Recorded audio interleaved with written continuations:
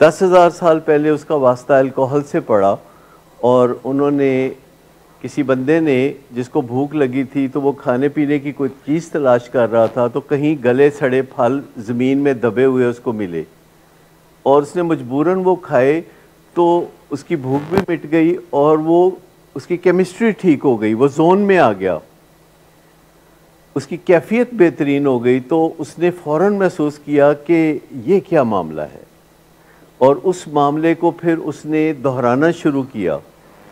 बाकायदा ऐसे फल तलाश करने शुरू किए जो ज़मीन में कहीं कुछ दिन दबे होते थे, फिर उसने फलों को ज़मीन में दबाना शुरू किया। इसी तरह कोई 3500 साल पहले इंसान ने अफ्यून को दरियाफ्त कर लिया, उससे भी कुछ कबल चरस को दरियाफ्त किया। ये सारी चीज़ें हर्बल हैं, इसलिए लोग इनके काफ़ी गुण गाते हैं, कहते हैं हर्बल चीज़ें हैं। ये तमाम कोकेन भी हर्बल है। इसका मतलब ये है कि तमाम हर्बल चीज़ें जो हैं वो काबिल इस्तेमाल नहीं होती। तो इंसान ने इनका इस्तेमाल सीख लिया और अपनी केमिस्ट्री को इन्फ्लुएंस करना सीख लिया, और तकरीबन हम सब अपनी केमिस्ट्री को इन्फ्लुएंस करते हैं। चाय पीते हैं तो अपनी केमिस्ट्री को इन्फ्लुएंस करते हैं। चाय का जायका कुछ नहीं होता, उसको हम मिन्नतें समाजतें करके उसके जायके को अच्छा बनाते हैं, उसकी शक्ल को अच्छा बनाते हैं, और उसमें चीनी डालते हैं, उसमें दूध डालते हैं, उसमें कोशिश करते हैं को फ्लेवर डाल लें। इसका मतलब ये है कि वो उसकी असलियत ख़राब है। कॉफ़ी के साथ भी हम ऐसा करते हैं, सिगरेट के साथ भी, ये अच्छे वाला सिगरेट है, ये बहुत अच्छे वाला सिगरेट है, ये इस तरह का है, ये इसमें फ़िल्टर लगा हुआ है, लेकिन असल बात यह है कि उसमें कोई केमिकल है, उसमें कोई ड्रग है जो कि हमारी केमिस्ट्री को हमारे हस्बे मंशा कर देती है। और लोग ऐसा करते हैं और उनमें से मेजॉरिटी को कोई ख़ास नुकसान नहीं पहुंचता। 80% को इन तजर्बात से कोई नुकसान नहीं पहुंचता। जब भी वो नशा करते हैं, अगर वो पहले 100% दुरुस्त थे तो वो नशा करने के बाद 125% जोन में हो जाते हैं। 80% लोगों को इससे कोई फ़र्क नहीं पड़ता, क्योंकि उनकी जो जीन्स हैं, उनकी जो बॉडी केमिस्ट्री है, उनका जो मेटाबॉलिज्म है वो फेवरेबल होता है और वो उसका साथ देता है। लेकिन 20% तकरीबन लोग हैं, और अब इनकी तादाद ज़्यादा होती जा रही है। पहले हम कहा करते थे 10% लोग हैं कि जो सफ़र करते हैं, फिर हमने कहना शुरू किया 15% लोग हैं, और अब 20% तक नौबत आ गई है। जैसे पहले कहते थे कि सोसाइटी में, पाकिस्तान में 1% लोगों को डायबिटीज़ है। जब मैं मेडिकल कॉलेज में था उस वक्त 1% लोगों को डायबिटीज़ थी। 1988 का मुझे याद है कि 1.5% लोगों को डायबिटीज़ थी, और उसके बाद पेशगोइयाँ आनी शुरू हो गई कि ये बढ़ रही है।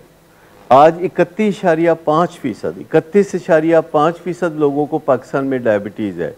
अच्छा, डायबिटीज़ एक बीमारी है जो बिल्कुल वैसी ही बीमारी है जैसे अल्कोहलिज्म या एडिक्शन।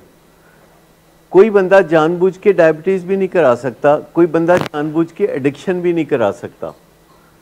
याद रखिए कि अगर कोई बंदा जिसको डायबिटीज़ नहीं है और वो 1 किलो मिठाई खा जाए, और बाय द वे लोग खा जाते हैं 1 किलो मिठाई बड़े आराम से, 1 किलो मिठाई खा जाए और उसके बाद आप उसकी ब्लड शुगर चेक करें तो वो 110 से 115 होगी। लेकिन अगर डायबिटिक है तो वो एक मिठाई की छोटी सी डली खा लेगा तो उसकी शुगर 400 हो जाएगी। अच्छा, इसी तरह अगर कोई बंदा एडिक्ट नहीं है और अल्कोहलिक नहीं है, तो जो अल्कोहलिक नहीं है उसको आप तीसरा ड्रिंक पिलाएंगे तो शायद पी ले, चौथा नहीं पिएगा, 5वें पर रोएगा, छठा आप गन पॉइंट पे भी नहीं पिला सकते उसको।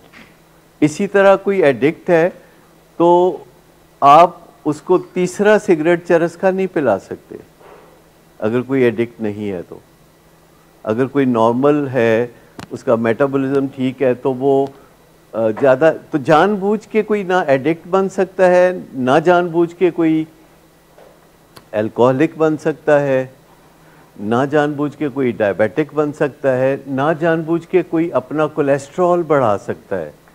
इसके लिए कुछ फैक्टर्स ऐसे हैं जो कि उसके हाथ में नहीं है, वो उसकी पुश्तों के हाथ में है, उनके नस्लों के हाथ में है।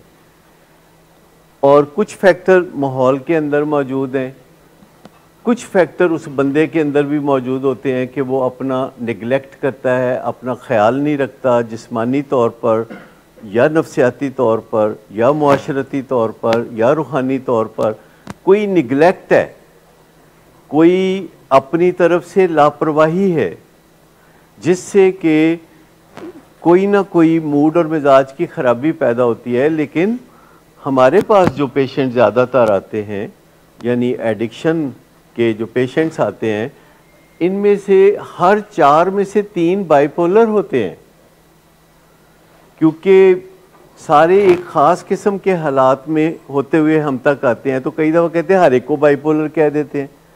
तो बात यह है कि यहाँ पे आएगा ही वही जो पहले बाइपोलर हुआ, उसके बाद फिर उसने चरस या शराब पीना पसंद किया और उसके बाद बदकिस्मती से उसको एडिक्शन का सामना हो गया।